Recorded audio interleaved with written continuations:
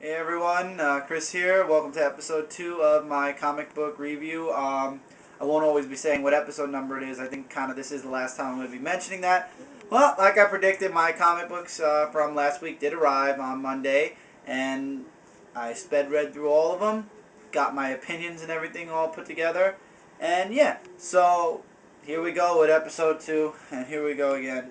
Alright, first off, this comic, Dark Reign, the List Wolverine. This comic did not come out last week. It came out 2 weeks ago. It was put in my group of comics from last week. Only reason I'm putting this on the review at all is to tell you, don't get it. It's a piece of crap. First of all, most of these one-shots from Dark Reign are not needed. Personally, Wolverine was the worst. I'm sorry. I got a few of the List comics, and this comic was terrible. I gave it to Michael, and even he said it was terrible. We don't know what we're going to do with it. I just put it somewhere and forget about it. Don't get it. Terrible. Awful comic. You didn't need it. Better off get Dark Reign the List X-Men. Much better comic. A lot better than that shit. Okay, and that does it for last week. Now let's get to this week. Alright, first up, let's go into The Amazing Spider-Man, number 610. The last part to Who Was Ben Reilly? Well, you had the Raptor, had Pete, Harry, and Pete's two cousins held hostage. Basically, he believes that Peter Parker, just to get you guys caught up to the story, he believes Peter Parker is Ben Reilly, and he wants to kill Ben Reilly because he believes Ben Reilly killed his family. When, in the conclusion, we find out, spoiler somewhere, we find out that Raptor is the one that killed his family, and he was delusioned to believing that it was Ben Reilly who really did it. Now, Kane is involved. That's the guy here. The artwork is very nice for the covers. The guy's been doing it for the entire series. Kane gets involved. Another spoiler, he actually reveals Spider-Man's identity to Raptor. It's an okay comic. If you've been following Spider-Man, I guess you could pick it up. The storyline was, I think they made it because to promote the Clone Saga. So it's up to you if you guys want it. The next saga, the Gauntlet, looks a little bit better. Hope. We don't know. We'll find out when, I guess, the first part comes out. And you'll be hearing that when it comes out. So, Amazing Spider-Man 610. Pick it up if you like it, if you're into it. I think, like I said, first of all, they should be fixing things from prior to One More Day. I think they should first fix that before going on with the story, but my opinion once again. Okay, Captain America Reborn, Part 4 of 5. Only reason I'm picking this up is because I want to see Cap back finally. I think this is Marvel's way of saying we effed up and we're bringing him back, or I think Marvel claims that they planned this all along. Little spoiler, the last page is exactly what, I mean, you could tell from Part 2 that this was going to happen. Basically, they resurrect Cap, only it's not Captain America in his body. Red Skull is basically in control. Pick up the book if you don't know what I'm talking about. You'll understand better. It's an okay series. It's alright. It's nice. I'm enjoying the read thus far. I'm really liking it. I'm just glad they're bringing Captain America back. I'm anxious for this series to finish so that in the regular Cap titles, we'll see the whole conflict between Steve Rogers and Bucky, see who gets to stay Captain America, who doesn't. Maybe there'll be two. We don't know. We'll find out. So, Captain America, Part 4, The Rebirth, pick it up. It's a nice comic series so far. It's gotten a lot of ridicule. I think it's nice because they're actually bringing Captain America, the original, back. First fix. Now, Marvel, when this is done, maybe we could have a Spider-Man fix. You know, Spider-Man's name could be here instead of Cap. No, just my opinion. Just my opinion. Now, the only DC book from last week. World of New Krypton Part 9. Once again, you guys know the only reason I'm buying this crappy series is because I've been collecting Superman since I was a kid. To be honest, I hope this is 12 parts. I keep hearing it's 12 parts and then that's it. We've already been through, this is number 9. We've been through 9 months of this shit. I think it's about done. It's outlived its usefulness. I'm bored of the comic. Superman's on New Krypton. People from Mars attack. And then here's a spoiler. The last page, I'll even show you guys. The last page has the new invader of New Krypton. And, I don't know, take this, it depends if you like this character.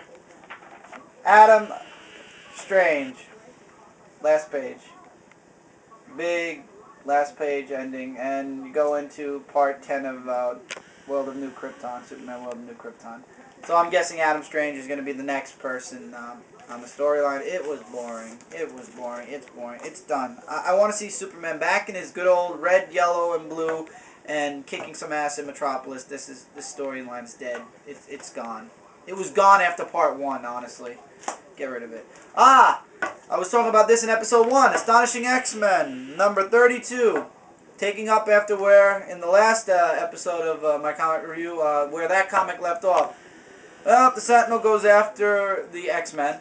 The whole comic book is basically the Sentinel versus the X-Men. It's a nice fight. It's an interesting comic.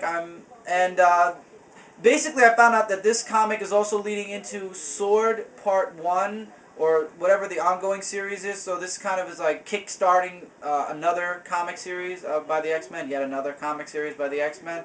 How many titles do these people need? How many X-Men are there, people? Come on! They only need really 2 titles at most.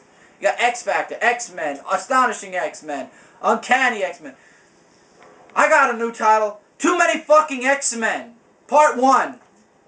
Starring all the X-Men. They'll take up the whole cover. Millions of X-Men. And just mine. Anyway, it's a good comic book. I'm enjoying it so far. I'm glad my friend told me to pick this up. I'm enjoying the storyline so far. We'll see how the next part goes. Just kick it. It was nice. Nice fight scene. You guys should pick it up. I think it's nice. I honestly think it was good. Really good. Go out, pick up Astonishing. I'll give you guys about Uncanny whenever Uncanny part, the second part of comes out after Magneto. But this is a good comic. Pick up Astonishing if you like X-Men. This is a very good title so far. Don't quote me just yet, but so far so good. Nothing bad. Now another title that this is a hit or miss for you guys.